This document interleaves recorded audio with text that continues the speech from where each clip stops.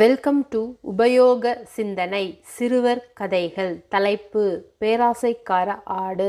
வீடியோவை ஸ்கிப் பண்ணாமல் கடைசி வரைக்கும் பாருங்கள். கதை இன்ட்ரெஸ்டிங்காக இருக்கும், கேளுங்க. ஒரு கிராமத்தில் ஒரு விவசாயி இருந்தார். அவருக்கு சொந்தமாக ஒரு பெரிய மாந்தோப்பு இருந்தது. அதில் மிகவும் சுவையான மாம்பழங்கள் காய்த்து தொங்கிக் கொண்டிருக்கும். அதே கிராமத்தின் காட்டுப்பகுதியில் ஒரு பேராசைக்கார ஆடு இருந்தது. அது தினமும் மாந்தோப்பிற்கு வரும். சுற்றியுள்ள வேலியை கவனிக்காமல் மாந்தோப்பிற்குள் எப்படியாவது நுழைந்து தரையில் விழுந்திருக்கும் மாம்பழங்களை மட்டும் பொறுக்கி தின்றுவிட்டு போகும். ஒரு நாள் தரையில் பழங்கள் குறைந்து விட்டதால் அது மரத்தில் தொங்கிய பழங்களை பறிக்க ஆசைப்பட்டது. ஆனால் அதன் கொம்புகள் இடித்து குதித்து பழங்களை பறிக்க முடியவில்லை. எப்படி பறிப்பது? இந்த மரங்களை எல்லாம் நான் ஒரு முறை உலுக்கினால் எல்லா பழங்களும் விழுந்து விடும் என்று பேராசையுடன் நினைத்தது. மறுநாள் காலையில் அது வேகமாக மாந்தோப்பிற்குள் நுழைந்து பெரிய மாமரம் ஒன்றின் அடியில் வந்து தனது பலம் கொண்ட மட்டும் கொம்புகளால் மரத்தை முட்டத் தொடங்கியது. மாம்பழங்கள் சில கீழே விழுந்தன. ஆனால் மரத்தின் அடியிலிருந்த உலர்ந்த கிளைகள் மற்றும் கற்கள் ஆட்டின் கால்களை காயப்படுத்தின. ஆனாலும் ஆசை அதை விடவில்லை, மேலும் உலுக்கியது.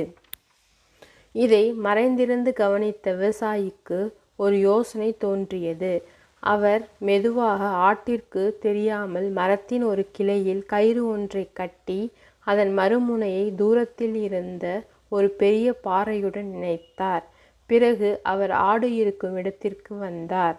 ஆடே, ஏன் இப்படி பேராசையுடன் மரத்தை முட்டி காயப்படுத்தி கொள்கிறாய்? மரத்தை உலுக்கி பழங்களை பறிப்பது மிகவும் கடினம்.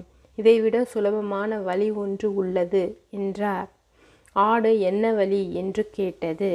விவசாயி சிரித்து கொண்டே, இந்த மாமரம் நீ ஆசைப்பட்டால் மாம்பழங்களை கீழே போட்டுவிடும். நீ இந்த கயிற்றை பிடித்து வேகமாக இழுத்தால் மாம்பழங்கள் எல்லாம் உனக்காக கீழே கொட்டும் என்றார். ஆடு, ஓ, இவ்வளவு சுலபமா என்று மகிழ்ந்து கயிற்றை இழுக்க ஆரம்பித்தது. கயிறு எதிர்புறம் இருந்த பாறையுடன் இணைக்கப்பட்டிருந்ததால் ஆடு இழுக்க இழுக்க பாறை நகரவில்லை. ஆனால் கயிறு மிகவும் இறுக்கமடைந்தது. பேராசையில் அது மேலும் மேலும் இழுக்க கயிறு இறுக்கி கிளையில் கட்டியிருந்ததால் மரத்தின் கிளை சடாரென்று ஒடிந்து ஆட்டின் மீது விழுந்தது. கிளையடிப்பட்டதில் காயமடைந்த ஆடு அலறி துடித்து தான் தவறு செய்ததை உணர்ந்தது. அது ஏமாற்றப்பட்டதையும் உணர்ந்தது. விவசாயி, பேராசைப்படும் ஆடே, உனக்கு காயம் ஏற்பட்டது வருத்தம்தான். ஆனால் உழைக்காமல் எல்லாவற்றையும் ஒரே நேரத்தில் அடைய நினைத்ததின் விளைவு இதுதான். இத்தனை நாள் உனக்கு கிடைத்த பழங்களை கொண்டு மகிழ்ச்சியாக இருந்திருக்கலாம்.